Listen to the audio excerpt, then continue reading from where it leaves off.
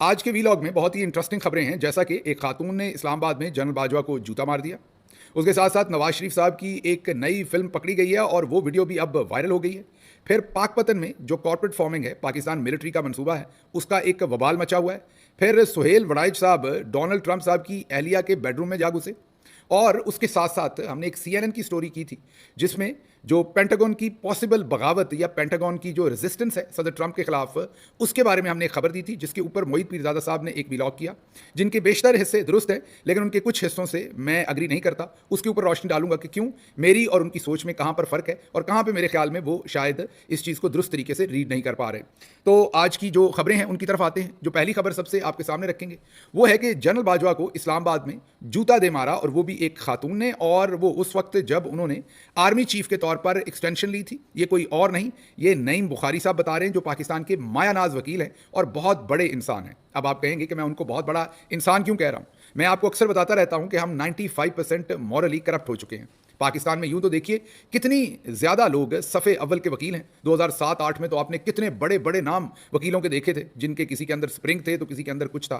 अब बाद में पता चलता है कि वो तमाम के तमाम जो थे उनके पीछे चार्ज बैंक जनरल क्यानी का था। तो आज भी पाकिस्तान के अंदर जो कुछ हो रहा है वो किसको नहीं पता हो रहा है। किसको नहीं पता कि पाकिस्तान की मिलिट्री इस्टेब्लिशमेंट और मिलिट्री जनरल्स कितना बड़ा इस वक्त इमरान खान के साथ जुल्म कर रहे हैं। लेकिन कोई भी नामवर वकील जो है वो बोल नहीं रहा। क्यों? क्योंकि इस वक्त छुरी के नीचे इमरान खान है या पाकिस्तान की आवाम है। ये जो बड़े बड़े वकला हैं, इनके दफ्तर चल रहे हैं, इनके बिजनेस चल रहे हैं और इनकी बड़ी बड़ी फीसें चल रही हैं, इनकी बड़ी बड़ी फर्म्स चल रही हैं, इनके बच्चे बाहर सेटल्ड हैं। तो वो क्यों बोलें? उनका इससे क्या लेना देना। तो ये जो मोरालिटी का इन्हतात है ये हर शोबे में है, सिर्फ वकला में नहीं है। बल्कि हाल ही में जो बार काउंसिल के, सुप्रीम कोर्ट बार काउंसिल के आपने इलेक्शन देखे, उसमें तो इवन कई जो पाकिस्तान तहरीक इंसाफ के वकला थे उन्होंने वोट दे डाले, वोट खड़का डाले एहसन बोन और आजम नज़ीर तारड़ के ग्रुप को। और ये नहीं सोचा कि उसके नुकसानात इमरान खान या ओवरऑल पाकिस्तानी कौम के लिए या सुप्रीम कोर्ट के लिए उसकी रेमिफिकेशंस क्या होंगी। तो ऐसे हालात में नईम बुखारी साहब जैसे इंसान का पहले भी उन्होंने एक बहुत ही तगड़ा और दलेर इंटरव्यू दिया था, जिसके बाद मैं ज़ाती तौर पर ये सोच रहा था, डर था मुझे कि कहीं उन्हें उठा ना लें। और इस उम्र में वैसे तो वो हमसे भी जवान लगते हैं, लेकिन फिर भी जाहिर है वो बहुत ही सीनियर आदमी हैं, तो डर था, परेशानी थी कि कहीं उनके साथ कोई ज़्यादती ना हो। अब उन्होंने दोबारा एक बहुत ही दबंग किस्म का इंटरव्यू दिया है। एक छोटा सा क्लिप आपको सुनवाता हूँ ताकि आपको अंदाज़ा हो जाए। 1 मिनट का होगा ये, ज़्यादा। उसके बाद अगली बड़ी इंटरेस्टिंग खबरें हैं जिनकी तरफ मैंने मूव करना है। ये सुनिए नईम बुखारी साहब क्या कह रहे हैं, और उसके बाद ये भी सोचिए कि शुक्र है पाकिस्तान में अभी नईम बुखारी साहब जैसे लोग हैं, लेकिन ज़्यादा खुश होने की भी ज़रूरत नहीं है। ऐसे लोग कोई दर्जन भारी होंगे पाकिस्तान में, 2 दर्जन होंगे, 5 दर्जन होंगे, इससे ज़्यादा ऐसे लोग पाकिस्तान में मौजूद नहीं हैं। अगर होते तो आपको कहीं ना कहीं बोलते हुए नजर आते, कुछ जजेस में बोलते नजर आते, कुछ आर्मी जनरल्स में बोलते नजर आते, कुछ ब्यूरोक्रेट्स में नजर आते, कुछ और जो शोबाई ज़िंदगी है उसमें नजर आते। आपको मेरा ख्याल पूरे पाकिस्तान में एक भी ब्यूरोक्रेट बोलते हुए नजर नहीं आया होगा। नजर आए होंगे तो जिले शाह को कत्ल करते हुए IG पंजाब, और नजर आए होंगे तो जब बाजी मरियम की सर्जरी हो रही थी वहां पर चीफ सेक्रेटरी साहब जेबों में हाथ डाले वहां पर खड़े आपको नजर आए होंगे। तो इन हालात के अंदर नईम बुखारी का इतना तगड़े तरीके से बोलना, यकीनन शायद दूसरी कौमों में ये कोई इतनी बड़ी बात ना हो, लेकिन पाकिस्तान के लिए इमरान खान जैसा ईमानदार बंदा होना और नईम बुखारी साहब जैसे इंसानों का दलेरी के साथ बोलना बहुत ही बड़ा तोहफा है। अल्लाह इनकी जिंदगी लंबी करे और ऐसे मजीद लोग जो हैं वो पाकिस्तान को दे। सुनिए नईम बुखारी क्या कहते हैं। बाजवा साहब ने एक्सटेंशन ले ली, सरीना होटल में जूती मारी उनको, और इज्जत लिया आपने। देखिए आप डरा तो सकते हैं आर्मी चीफ साहब, चलो आपके लिए आप डरा तो सकते हैं, मुझे कोई शक। यानी मैंने एक प्रोग्राम में सख्त बातें की थी, मैं तो बिल्कुल नाइट सूट पहन रखे थे, नाल अपनी गोलियां रख के, नींद की गोली भी मैं बैठा होता कि ले जाएंगे। आप ना करें, मेरी अफवाज के साथ ये ना करें। जो आपका काम है, ये मुल्क की जो इडियोलॉजिकल या आइडियोलॉजिकल है उसके मुहाफिज ना बने। सुन लिया आपने, मेरा कोई तज्जिया नहीं है, मैं सिर्फ खराज तहसीन पेश करता हूं उनको और शुक्रिया अदा करता हूं कि कम से कम वो मुश्किल वक्त में पाकिस्तानी कौम के लिए बोल रहे हैं। अगली खबर जो है वो कॉर्पोरेट फार्मिंग की आपके सामने रखते हैं। 48 लाख एकड़ जमीन को बंजर जमीन डिक्लेयर किया गया था और कहा यह गया था कि ये बंजर जमीन है, ये पाकिस्तान मिलिट्री का जो कॉर्पोरेट फार्मिंग का जो SIFC के नीचे बनाया गया था, ये जो प्रोजेक्ट है ये उसको दे दी जाए, ताकि देखें बात समझ भी आती है कि ज़मीन बंजर पड़ी है, उसको आबाद किया जाएगा, बाहर से लोगों को दी जाएगी, पाकिस्तान के अंदर सरमायाकारों को दी जाएगी। वो ज़मीन जो है वो बंजर से उसको ज़रखेज़ बनाएंगे, आबाद करेंगे, हमारी जो है वो कल्टीवेशन बढ़ेगी एरिया और हमारी प्रोडक्टिविटी बढ़ेगी। तो कागज़ पर तो ये बहुत खूबसूरत बात है। ये बिल्कुल ऐसे ही है जैसे बहुत सारी ज़रखेज़ ज़मीनें लेके उस पर आम के बागात काट के हम DHA बना देते हैं या और चीज़ें बना देते हैं। ये उसी तरह की कार्रवाई इधर भी डाली गई है। 48 लाख एकड़, जी हाँ, ज़मीन देने का फैसला किया गया था गवर्नमेंट ऑफ पंजाब की तरफ से। अब आप गौर कीजिए कि बलूचिस्तान के अंदर हमें कॉर्पोरेट फार्मिंग का कोई ख्याल नहीं है, जहाँ हमें करनी चाहिए, जहाँ पर हमें प्रॉब्लम्स हैं, जहाँ पर बेरोज़गारी यहाँ से भी ज़्यादा है, लेकिन हमें पंजाब की ज़रखेज़ ज़मीन चाहिए। बहरहाल अब हमें तो यही बताया गया कि वो बंजर ज़मीन है। अब पाकपतन के अंदर नया खड़ाक हो रहा है और वो ये है कि वहाँ पर सैकड़ों एकड़ या मुरब्बे ज़मीन जो है उसके ऊपर फटा पड़ा हुआ है।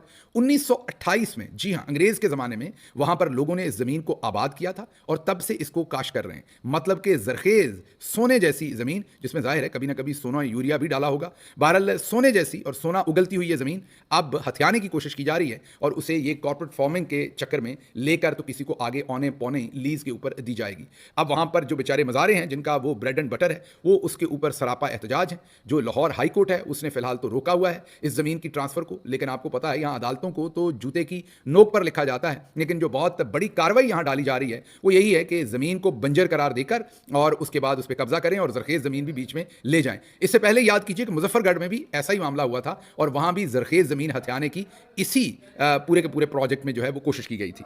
अब चलते हैं अगली खबर की तरफ। वो भी बड़ी ही इंटरेस्टिंग खबर है और वो नवाज शरीफ साहब के बारे में है। नवाज शरीफ साहब और उनकी बेटी की, वो मैं डिटेल में नहीं जाऊँगा। वो जो एक बहन ने, पाकिस्तानी बहन ने स्विट्ज़रलैंड के चौक के ऊपर सर्जरी की थी, वो तो हम आपको बता ही चुके थे।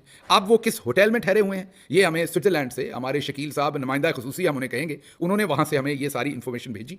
आप ज़रा रेट देखिए, शायद 5400, जी हाँ, ये आपके सामने है इस होटल के, जो उन्होंने हमें बताया कि वो लोग यहाँ ठहरे हैं। अकॉर्डिंग टू शकील साहब, उन्होंने हमें बताया कि ये 5400 रुपये कह दिया, माजरत बहुत बहुत, 5400 स्विस फ्रैंक, मतलब आप डॉलर के ऊपर नीचे ही उसका रेट है। तो आप यही सोच लीजिए कि ये कोई 15 से 18 लाख रुपए का एक रात का एक कमरा वहाँ पर उस होटल के अंदर, जो वेबसाइट के ऊपर रेट्स हैं वो हैं। इन्हीं कमरों के अंदर चीफ सेक्रेटरी पंजाब भी ठहरे हुए हैं और भी पूरा फौज, जफर मौज और बाजी मरियम का बैग उठाने वाली जो कनीज़े खास हैं वो भी इन्हीं तरह के कमरों में ठहरी हैं। हो सकता है इससे थोड़े सस्ते पे ठहरी हों या इससे थोड़े महंगे पे ठहरी हों, अब हमें एग्जैक्टली कमरों का तो नहीं पता। जो शकील साहब ने हमें भेजी है इसकी वेबसाइट, इसका नाम, क्योंकि उन्होंने इसके सामने खड़े होकर एक वीडियो भी बनाई है और उन्होंने इस होटल को देखा भी है, तो उन्होंने बताया है कि ये कोई 5400 फ्रैंक, स्विस फ्रैंक जो है, ये गालिबन मेरा ख्याल 15 से 18 लाख रुपए पाकिस्तानी पर कमरा, पर दिन, मीन फी कमरा, फी दिन ये उसके पैसे बनते हैं। अब अगर बाजी वहाँ 5-7 दिन रह गई तो करोड़ रुपया तो बाजी का किराया ही बन जाएगा, फिर बाऊजी भी होंगे, फिर फौज, जफर मौज है, चीफ सेक्रेटरी भी होंगे। अब खुदा जाने ये कौन दे रहा है,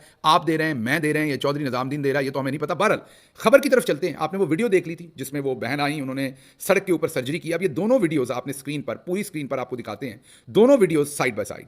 अब आज इन्होंने एक नई वीडियो जारी की जिसमें इन्होंने गालिबन इटली से या कहाँ से 4 लोगों को बुलाया। कितने जी? 4 लोगों को टोटल। पहले उन्हें कमरे के अंदर बुलाया गया, जो हमें इंफॉर्मेशन है रिपोर्टेडली, उनके साथ मीटिंग की गई, उनको समझाया गया। ये 4 लोग कोई सिफारशी बुलाए गए थे कि आपने बाहर खड़े होकर हमारे नारे मारने और आपने इस टाइम पे इस तरीके से। फिर बाऊजी को वही कोट पहनाया गया, लेकिन बाऊजी किसी ज़माने में, आपको ये बात मेरी मजाक लगेगी लेकिन ये मजाक है नहीं, वो अपने वालिद साहब की सिफारिश के साथ जो फिल्म स्टार रंगीला थे उनसे अदाकारी सीखने के लिए उनकी फिल्म में एक्स्ट्रा के तौर पर नवाज शरीफ साहब ने काम भी कर रखा है। मुझे पता है आपको ये मेरी बात मजाक लगेगी, लेकिन ये पाकिस्तानी मीडिया में बहुत सारे लोग पहले रिपोर्ट कर चुके हैं, ये सिर्फ मैं नहीं कह रहा। और अगर ये गलत है तो बाऊजी इसको रिफ्यूट कर दें, हम उनका पॉइंट ऑफ व्यू सुना देंगे आपको। लेकिन बहरहाल जो मैं बता रहा हूं कि अब ये फिल्म दोबारा से बनाई गई और इसको जाविया ये दिया गया कि वो जो खातून की फिल्म थी उसके अंदर जो खातून की आवाज़ थी वो असल नहीं थी, वो डबिंग की गई थी और असल वीडियो ये है। लेकिन जैसा मैंने आपको कहा कि नकल के लिए अकल की भी ज़रूरत होती है, एक तो ये पढ़े लिखे नहीं है, दूसरा कोशिश नहीं करते। उस दिन 7 बैग उठा के, जो कनीज़ें खास थी जिन्होंने 2 बैग उठाए हुए हैं अगर आप गौर से देखें तो उस दिन एक बाजी मरियम का बैग उठाया हुआ है, एक उन्होंने अगर 15 लाख 18 लाख का फी कमरा जो है, मुझे नहीं पता ये उसी कमरे में ठहरती हैं या हो सकता है इन्हें किसी सर्वेंट क्वार्टर में ना डाल दिया हो या किसी और जगह पर ना ठहरी हूँ, ये मुझे नहीं पता। लेकिन जो होटल के रेट्स हैं उस हिसाब से तो अगर बैग उठाने वाली इतने में मिल जाए तो क्या फ़र्क है, कौन सा हमारे बाप ने पैसा देना है, पैसे तो आपने देने हैं, मीन अवाम ने देने हैं। तो उस वीडियो में, पहली वाली में, ये भी नहीं थी। फिर उस वीडियो में बाजी मरियम जो थी वो बाऊजी से आगे निकल चुकी थी। आप दोनों वीडियोस को गौर करें, आज की जो वीडियो है और फिर उस वीडियो को अगर शुरू से आप देखें तो ये जो नुक्कर वाली जगह है जहां पर ये 4 पटवारी जो स्पेशली लाए गए और सुधाए गए और उनको बताया गया कि आपने क्या करना है, ये उस नुक्कर पर नहीं खड़े थे, उस नुक्कर पर ये मौजूद ही नहीं थे उस दिन, आप वीडियो में देख सकते हैं। और फिर आप देखिए कि आगे से गाड़ी के करीब से 2 रागीर आ रहे हैं, एक ने व्हाइट कलर का कोट पहना हुआ है, पहली वीडियो के अंदर वो व्हाइट कलर वाला कोट भी मौजूद नहीं है। और सबसे बड़ी बात, बाजी का कोट जो है वो फॉन कलर का या ऑफ वाइट कलर का था, मुंह के ऊपर मास्क था जिस दिन सर्जरी हुई थी। आज की वीडियो में वो सब कुछ भी नहीं है। तो इतनी सारे स्क्रिप्ट के अंदर गलतियों के बाद नून लीग ने आज पेश ये करने की कोशिश की कि वो जो उस दिन वाली वीडियो थी वो दूसरे कैमरे से बनी थी, ये है असल वीडियो जो इस कैमरे से बनी है। और देखें इसमें तो मियां साहब के नारे लग रहे हैं, सिर्फ और सिर्फ दूसरे एंगल से वीडियो बनाई गई और उसके ऊपर उस खातून की आवाज़ डब कर दी गई और बताया गया कि मियां साहब की बेइज्जती हुई है। मियां साहब की बेइज्जती नहीं हुई, असल में उनको प्यार करने वाले लोग वहां खड़े थे। अब दोबारा मैं अपनी टीम को कहूंगा कि दोनों वीडियो साइड बाय साइड चलाएं और आपको नजर आ जाएगा कि ये जो 4 पटवारी हैं वो उस दिन नहीं खड़े थे। और उसके साथ साथ आपको ये भी नजर आ जाएगा कि जो आगे से राहगीर आ रहे हैं वो भी नजर आ जाएगा, बाजी की पोजीशन भी नजर आ जाएगी, ब्यूरोक्रेट्स कौन कौन से डिफरेंट हैं वो भी आपको नजर आ जाएंगे, गाड़ी का दरवाजा खोलने वाले लोग डिफरेंट हैं वो भी नजर आ जाएंगे, राहगीर भी नजर आ जाएंगे, बाजी का डिफरेंट कोट भी नजर आ जाएगा। लेकिन एक तो हम पढ़े लिखे नहीं है, एक हम कोशिश नहीं करते, इनको लगता है कि सबके माथे के ऊपर चे लिखा हुआ है और आवाम को ये बहुत ही आसानी के साथ बेवकूफ़ बना सकते हैं। अच्छा जी, अगली खबर जो आपके सामने रखनी है वो है कि सुहेल वड़ाइच, आपको पता ही है महक मलिक साहबा और पता नहीं किन किन का उन्होंने, किन किन को मैं कोई डेरोगेटरी वे से नहीं कह रहा, इनके बहुत सारी सेलिब्रिटीज़ का वो इंटरव्यू ले चुके हैं। अब वो जाकर पता चला उनकी खबर से, मुझे नहीं पता वो गए हैं कि नहीं, लेकिन उनकी खबर से लग रहा है जैसे कि वो सदर ट्रंप की अहलिया जो मेलानिया है उनके बेडरूम में ना जा घुसे हों कहीं पर, क्योंकि उनकी खबर कुछ ऐसी है। उन्होंने खबर ये दी है कि मेलानिया ट्रंप जो है वो इमरान खान की मदाह है और ट्रंप पर दबाव डाल रही हैं कि वो इमरान खान को रिलीज़ करवाएं। अब ज़रा चेक करें सुहेल वड़ाइच साहब की बात। अब इतनी खास बात, एक बीवी अगर अपने शौहर के ऊपर प्रेशर डाल रही हैं तो वो जाहिर है तो बेडरूम के अंदर ही डाल रही होंगी या लिविंग रूम में डाल रही होंगी, तो इसका मतलब सुहेल वड़ाइच साहब वहाँ पहुँच गए। मतलब टेबल स्टोरी हमने करनी भी है, हमने इस्टेब्लिशमेंट की मर्जी से, हमारे दोस्त हैं वड़ाइच साहब, हमने इस्टेब्लिशमेंट की मर्जी से खबर देनी भी है, तो ऐसी खबर देनी है जिस पर सबका हासा निकल जाए। मतलब आपको कैसे ये उनकी अंदर की बात पता चली, मतलब बिल्कुल कोई इसका सर पैर नहीं। अच्छा, अगली खबर जो है जिसकी तरफ मैं आना चाहता हूँ, क्योंकि थोड़ी 3-4 मिनट की ये खबर होगी, आपके सामने क्विकली रख दूं। हमने एक खबर की कि CNN ने एक खबर ब्रेक की जिसमें CNN ने ये बताया कि पेंटागन के अंदर एक मीटिंग हुई है, जिस मीटिंग के अंदर ये बातचीत की गई कि हमने सदर ट्रंप के तमाम अहकामात मानने हैं या गैर कानूनी अहकामात नहीं मानने और हमने उनका क्या करना है। उस वीलॉग के ऊपर मैंने कहा कि ये एक किस्म की बगावत की जा रही है, जिस पर डॉक्टर मोहित पीरजादा साहब ने बहुत ही उनका बड़ा उम्दा तज्जिया था। आपको ज़रूर उनका वीलॉग देखना चाहिए, जो लास्ट वीलॉग है उनका, उसमें उन्होंने बड़ा उम्दा तज्जिया किया। लेकिन उन्होंने ये कहा कि अमेरिका के मारूजी हालात बहुत फ़र्क हैं और अमेरिका के अंदर ऐसी कोई बगावत नहीं हो सकती, और मेरी शायद इस बारे में अंडरस्टैंडिंग गलत है। यहाँ मैं उनसे डिफरेंस ऑफ ओपिनियन करूँगा, या तो मेरी बात पूरी तरह से समझ नहीं सके तो आपके लिए और उनके लिए पूरी निखार के बात सामने रख दूँ ताकि आपको समझ आए। एक तो मैंने ये बिल्कुल ऐसे नहीं कहा कि उस तरह का काम होगा जो मेरे अजीज़ हमवतनों हो जाता है कि मार्शल लॉ लग जाएगा, वो तो अमेरिका में लग नहीं सकता। लेकिन हाँ, ये मैं दोबारा रिपीट कर रहा हूँ, सदर ट्रंप के खिलाफ जो है वो बगावत बिल्कुल हो सकती है, और मैं अभी भी कहता हूँ और मैं साबित करता हूँ कि वो कैसे हो सकती है। किसी ने अमेरिका के अंदर ये कभी वहमो गुमान में भी, मैं क्योंकि मोहित साहब ज़्यादा देर यूके में रहे हैं लाइफ का, मैं को 15-16 साल अमेरिका में पहले भी रहा हूँ, अब के सफ़र से पहले तो यहाँ पर वक्त ज़्यादा गुजरा, तो मैंने भी कभी ये वहमो गुमान में नहीं सोचा था कि अमेरिका में फ्रीडम ऑफ स्पीच के ऊपर यूनिवर्सिटीज़ के प्रेसिडेंट्स को निकाल दिया जाएगा। फिर हमने गजा और इजराइल के कॉन्फ्लिक्ट में ये देखा, पेन स्टेट की जो प्रेसिडेंट थी उनसे इस्तीफा लिया गया या उन्हें इस्तीफा देना पड़ा। हार्वर्ड यूनिवर्सिटी के अंदर क्या हुआ वो आपने देखा। यहाँ तक हो गया कि अमेरिका की बहुत सारी बड़ी कंपनियों ने दर्जनों हार्वर्ड यूनिवर्सिटी के स्टूडेंट्स को ब्लैकलिस्ट कर दिया और उन्हें कहा कि क्योंकि वो इजराइल के खिलाफ या प्रो पैलेस्टाइन जो प्रोटेस्ट कर रहे हैं उसकी वजह से हम उन्हें नौकरियां नहीं देंगे। पूरे अमेरिका ने ये हशर देखा कि फ्रीडम ऑफ स्पीच नाम की कोई चीज़ अमेरिका के अंदर मौजूद नहीं थी, और जो लॉबी थी पूरी की पूरी इजराइल की, उसने पूरे सही तरीके से यूनिवर्सिटी के अंदर, जो भी पूरे अमेरिका की बड़ी यूनिवर्सिटीज़ के अंदर जो भी फ्रीडम ऑफ स्पीच का चाचा बनना चाहता था उसको नाखून चने चबवा दिए। ये भी अमेरिका ने कभी नहीं सोचा था। फिर आपने देखा कि जो मीडिया ने किया अमेरिका के अंदर ट्रंप के इलेक्शन के अंदर, जिस तरीके से वन साइडेड रिपोर्टिंग की।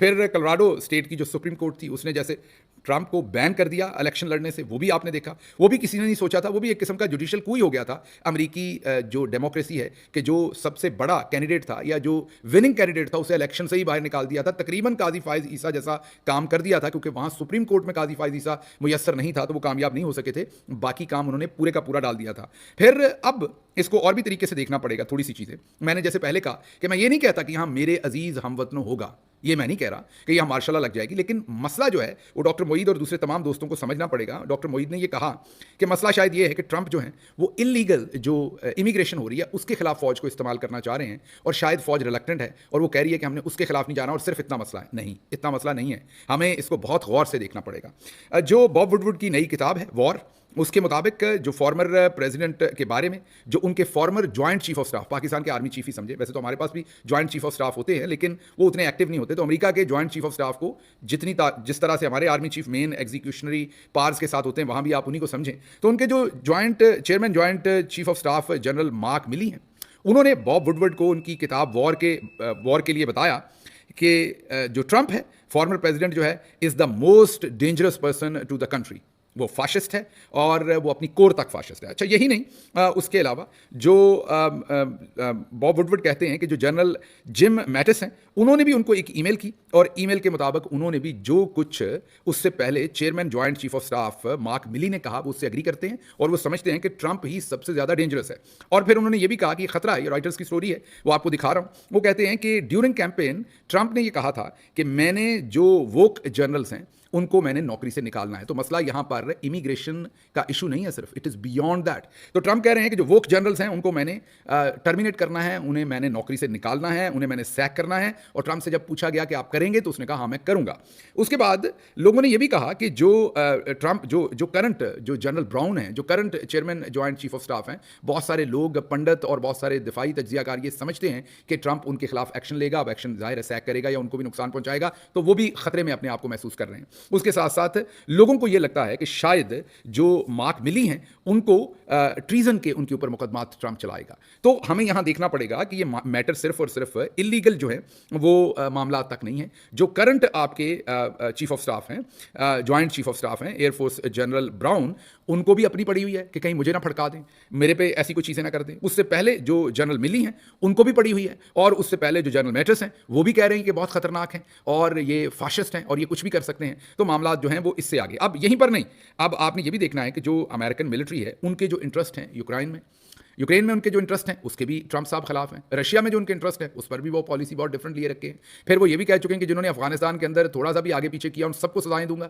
और उन सबको नौकरियों से निकालूंगा। फिर डोनाल्ड ट्रंप ये भी कह चुके हैं कि ऐसे तमाम लोग, हाँ जी ये बहुत गौर से आपने सुनना है, उन्होंने कहा मैंने डीप स्टेट को जड़ से उखाड़ के फेंक देना है। फिर उन्होंने ये भी कहा कि ऐसी तमाम इंटेलिजेंस एजेंसीज और उनके एहलकार जिन्होंने जासूसी की, मैं उनको कानून के नीचे लाऊंगा और उनकी अकाउंटेबिलिटी करूंगा। यहां तक उन्होंने कह दिया कि उन्होंने मेरी और मेरी कैंपेन की भी जासूसी की, मैं उनको जासूसी करने पर सजा दूंगा। तो मामला सिर्फ ये इलीगल इमिग्रेशन तक नहीं है, मामला सिर्फ यहां तक नहीं है कि वो उनको चाहते हैं कि बॉर्डर के ऊपर फौज को इस्तेमाल करना है, फौज कहती है हमने इस्तेमाल नहीं होना। अच्छा, अब फिर नेटो, आप ये देख लीजिए कि अभी जो वाइस प्रेसिडेंट है उन्होंने कहा कि अगर एक्स, जो अब ट्विटर को एक्स कहते हैं, अगर उस पर यूरोपियन कंट्रीज ने पाबंदी लगाई तो हम नेटो की जो सप्लाई है, मीन जो उसकी फंडिंग है, वो खत्म कर देंगे। इसके अलावा भी ट्रंप ने पिछले अपने ड्यूरेशन में जो कुछ फ्रांस के साथ किया था, दूसरे मुल्कों के साथ नेटो में किया था, वो सबके सामने है। तो जो पेंटागन का या जनरल्स का एक वर्ड ऑर्डर है और जिस तरीके से वो वॉर्स और दूसरी तमाम चीज़ों को रन करना चाहते हैं, ट्रंप उससे बिल्कुल अपोजिट जाके खड़ा है। तो it is not a matter of illegal immigrants only, it is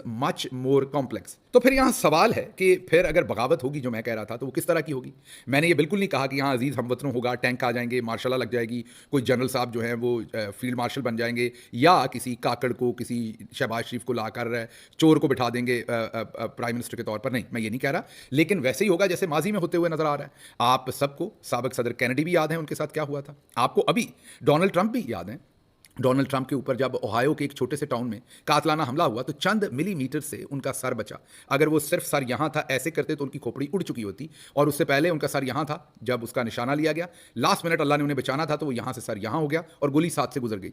और बार बार कहा जाता है कि जो सीक्रेट सर्विस थी उन्होंने उस छत को कैसे खाली छोड़ दिया। उसके बाद ये भी बार बार कहा जाता है, सवालात उठाए जाते हैं बार बार, कि उनको पहले से बता दिया गया था कि ऊपर कोई है और उन्होंने उसको नहीं रोका, और भी बहुत सारी बातें हैं। तो ज़रूरी नहीं है, ये हमें समझने की जरूरत है कि बगावत जो है वो बगावत अजीज हमवतनों और टैंक तोपें लाके होती है। बगावत करने के और बहुत सारे तरीके हैं। जब कोई शख्स आपकी प्लेट में इतना ज़्यादा हाथ मार रहा हो और आपका इतना कुछ जो है वो स्टेक पे हो, तो फिर बहुत सारी चीज़ें हो सकती हैं और बहुत सारे तरीके होते हैं बगावत करने के, बहुत सारे तरीके होते हैं रिस्पॉन्ड करने के। तो जब हमने बहुत कुछ पहले नहीं देखा, वेपन ऑफ मास डिस्ट्रक्शन भी जो हमने देखे थे इराक के अंदर, सुने थे, और पूरी जंग उसके ऊपर करवा दी गई थी। मिलियंस ऑफ पीपल जो हैं वो कत्ल हो गए, उसमें शहीद हो गए, मारे गए, कितनी बड़ी ट्रिलियंस ऑफ डॉलर्स की वो जंग लड़ ली गई, और उसके बाद कहा गया कि कोई वेपन्स ऑफ मास डिस्ट्रक्शन जो थे वो मौजूद नहीं थे। तो जब कुछ करवाना होता है वो करवा लिया जाता है, ज़रूरी नहीं कि उसके लिए अजीज हमवतनों होना है या सड़कों के ऊपर आके कुछ होना है, उसके बहुत सारे और तरीके हैं। और मैं ये जेन्युइनली समझता हूं कि सदर ट्रंप जो हैं उन्हें अपनी हिफाजत का भी बहुत ख्याल करना चाहिए और उन्हें अपनी ओवरऑल स्ट्रेटजी का भी बहुत उम्दा तरीके से ख्याल करना चाहिए, क्योंकि उसके साथ साथ आप ये भी देख सकते हैं कि वो एक बहुत बड़ी, मैं नाम नहीं लूंगा फिलहाल, एक बहुत बड़ी लॉबी जिसने उनको वोट नहीं दिया, वो शायद उनको भी खटक रहे हैं और आने वाले दिनों में वो भी उनके सामने पूरे तरीके से खड़े होंगे। तो इन हालात के अंदर बहुत ही डेंजर में मुझे लग रहे हैं उनकी पॉलिसीज, उनकी स्ट्रेटजीज, और देखते हैं कि आने वाले दिनों में अमेरिकी सियासत और रियासत के अंदर क्या होता है। एक दफ़ा मैं फिर कह दूं, मैं ये बिल्कुल अग्री करता हूं कि सदर ट्रंप जो हैं वो बहुत ही मजबूत सदर है इस वक्त। शायद ही अमेरिका की हिस्ट्री में पिछले चंद डेकेड्स में कोई सदर इतना मजबूत आया हो। उसकी वजह क्या है कि खुद भी बहुत ही भारी लीड से जीते हैं, उसके साथ साथ जो सेनेट है वहां भी रिपब्लिकन आ गए, हाउस में भी रिपब्लिकन आ सकते हैं, उसके साथ साथ सुप्रीम सुप्रीम कोर्ट में लास्ट टाइम जब ट्रंप जा रहे थे तो वो प्रो रिपब्लिकन जो जजेस हैं उनको अपॉइंट कर गए थे। तो ये जो तमाम सिचुएशन इवॉल्व हो रही है सदर ट्रंप के लिए, वो सदर ट्रंप को एक बहुत ही मजबूत और तगड़ा प्रेसिडेंट बना रही है। मीन जो लक है वो उनकी साइड पे है। इस पॉइंट ऑफ व्यू से आप देखें कि तमाम चीज़ें ऐसी जगह पर आ गई हैं कि वो इतने तगड़े प्रेसिडेंट होंगे कि उनको चैलेंज करना बहुत मुश्किल होगा। तो इन हालात के अंदर ये जो खुलबली मची हुई है, ये जो सब कुछ हो रहा है, ये समझ आता है क्योंकि मैटर सिर्फ इमिग्रेशन और उसके रोकने के लिए फौज को इस्तेमाल करना नहीं है। यूक्रेन से लेके नेटो से लेके रशिया तक और पूरी जो वर्ल्ड ऑर्डर है ग्लोबल, वो पूरे का पूरा ट्रंप चैलेंज करने का सोच रहा है। देखते हैं आगे क्या होता है। मुझे यहां से इजाजत दीजिए। अल्लाह आपका हामी और नासिर हो। पाकिस्तान जिंदाबाद।